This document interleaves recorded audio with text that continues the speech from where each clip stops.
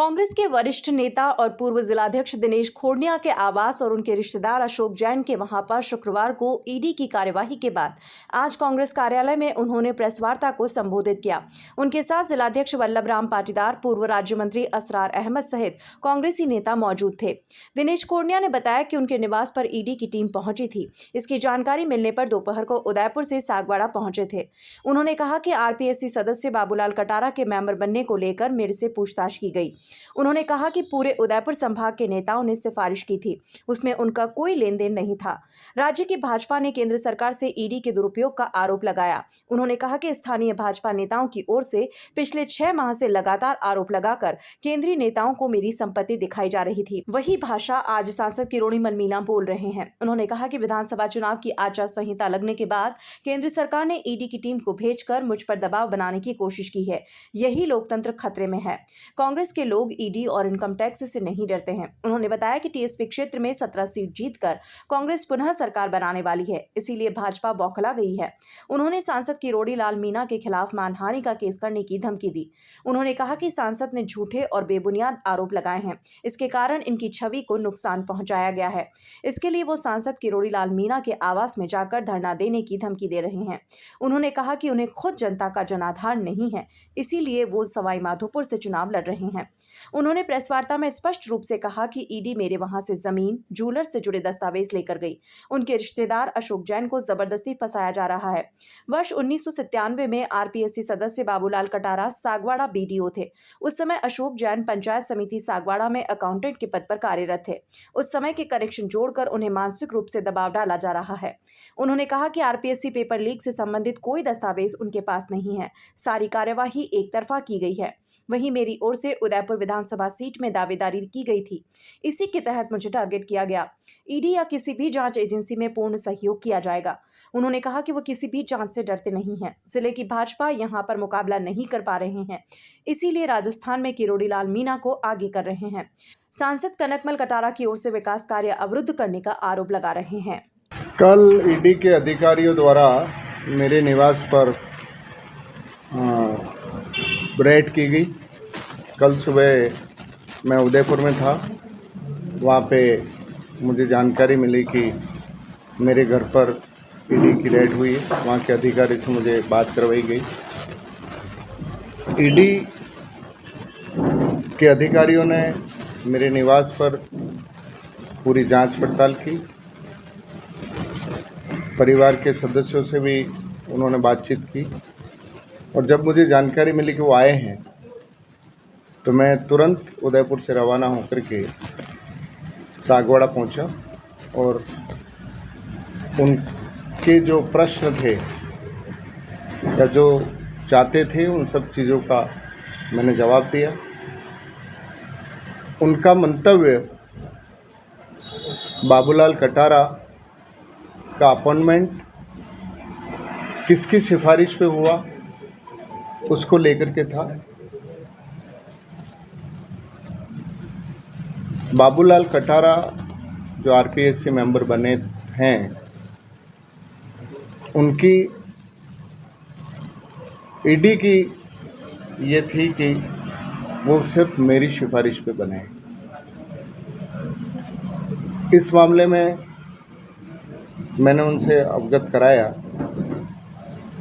कि पूरे उदयपुर संभाग के अंदर हमारा शेड्यूल ट्राइब का इलाका है। यहाँ लंबे समय से परंपरा रही है कि एक न एक व्यक्ति इस क्षेत्र से आरपीएससी का मेंबर बनता है, बहुत लंबे समय। तो अब की बार भी हमारे उदयपुर डिवीज़न के सारे जनप्रतिनिधियों ने, पूर्व विधायकों ने, जिला कांग्रेस कमेटी के अध्यक्षों ने और कई समाजों के संगठनों ने भी बाबूलाल कटारा जी को बनाने के लिए सरकार से आग्रह। मात्र बाबूलाल जी के नहीं, अभी तो कई व्यक्तियों ने आरपीएससी का मेंबर बनने के लिए सरकार से मंशा जाहिर की थी। कई लोगों ने कईयों की सिफारिश की। इस मामले को लेकर के मैंने उनसे कहा कि इसमें मेरी तरफ से कोई सिफारिश नहीं है। ये निर्णय राज्य सरकार का है। राज्य सरकार ने सभी जनप्रतिनिधि और सबके कहने पर, सबके आग्रह पर क्षेत्र के हमारे आदिवासी भाई यहाँ पर रहते हैं, उनका प्रतिनिधित्व भी मिले, उस हिसाब से उनका अपॉइंटमेंट किया था और उनका अपॉइंटमेंट हुआ। मेरा इस अवसर पर इतना सा कहना है कि ईडी को पूछने का अधिकार है, पूछना चाहिए, आना भी चाहिए, लेकिन बाबूलाल कटारा को गिरफ्तार किए ये प्रकरण हुआ 6-8 महीने हो गए हैं। आपने जो समय चुना कि जब आचार संहिता लागू हो गई है, 15 दिन बाद चुनाव शुरू होने वाले हैं, तो आज ये समय क्यों चुना?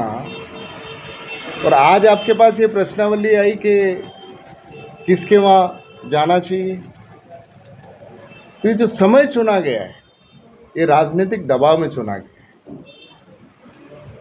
और राजनीतिक दबाव में अगर कोई काम होता है तो उसके पीछे की मंशा कुछ और होती है।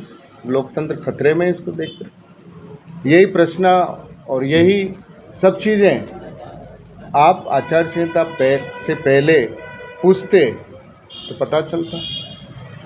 और जब कल ये विषय आया कि आपके वहाँ ईडी आ गई, तो कई लोगों ने कहा कि आपको नहीं जाना चाहिए।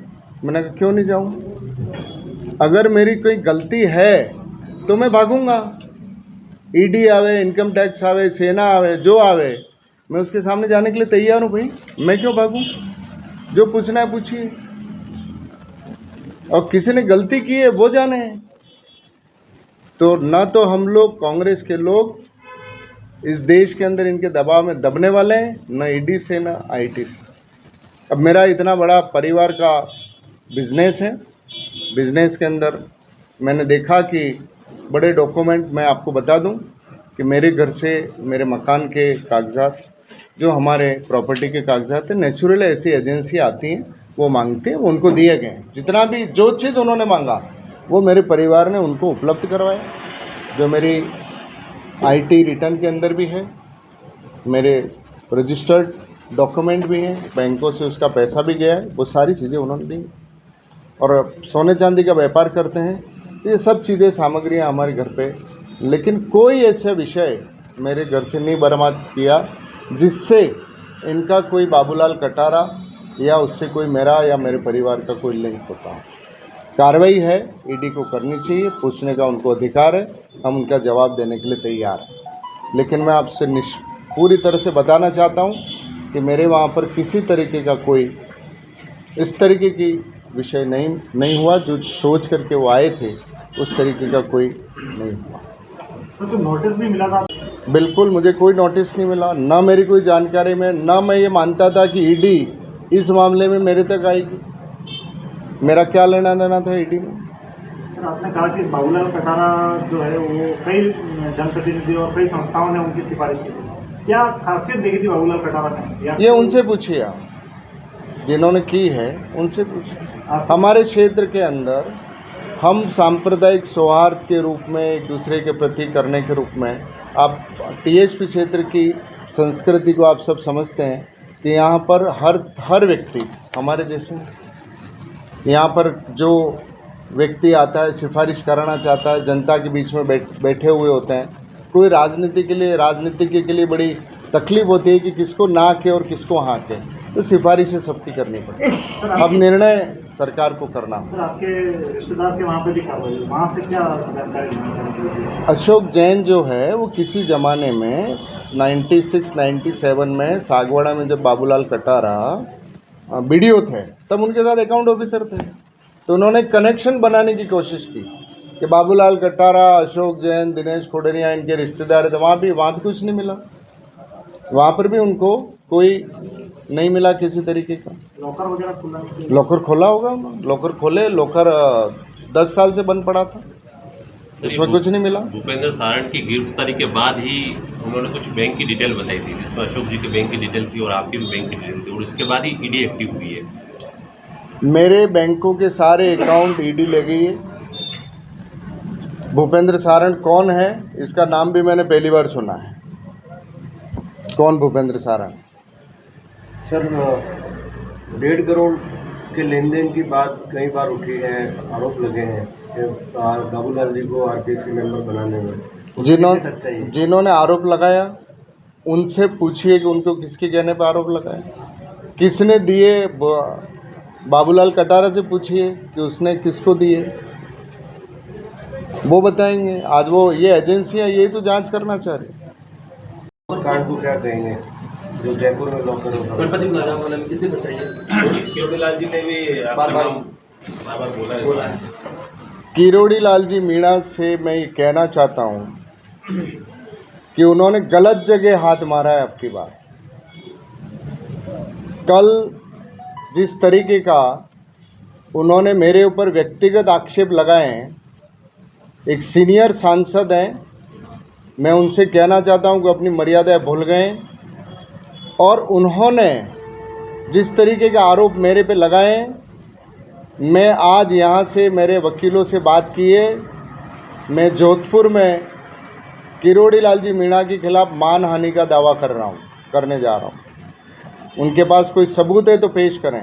कोई व्यक्तिगत रंजिश मानते हैं तो आपके ऊपर सीधा किरोड़ी लाल जी मीणा ने जिस तरीके के शब्द कल कहे हैं, वो उनको इस राजस्थान के अंदर भारतीय जनता पार्टी को कोई मुद्दा मिल नहीं रहा है। अशोक गहलोत जी की ऐसी योजना है कि गांवों में जा रहे हैं, 5 आदमी इनको स्वागत करने वाले नहीं मिल रहे हैं। तो आचार संहिता लागू करने के बाद किरोड़ी लाल जी मीणा जैसे, जो किरोड़ी लाल जी मीणा के बारे में मुझे जो पता चला है कुछ समय से, कि ईडी के अंदर जाते हैं, सुबह कागज़ दे आते हैं, शाम को पता नहीं उस कागज़ का क्या होता है और किस तरीके की बातचीतें करते हैं। कई मीणा अधिकारी राजस्थान के अंदर किरोड़ी लाल मीणा से दुखी हैं जो मुझे मिले हैं। ये बिल्कुल किरोड़ी लाल जी मीणा का जो व्यक्तित्व उभर करके आ रहा है, वो लोगों को थ्रेटनिंग देने का, ब्लैकमेल करने का। लेकिन ये मैं बागड़ का रहने वाला हूँ, जयपुर और आपके वहाँ के लोग डर सकते हैं।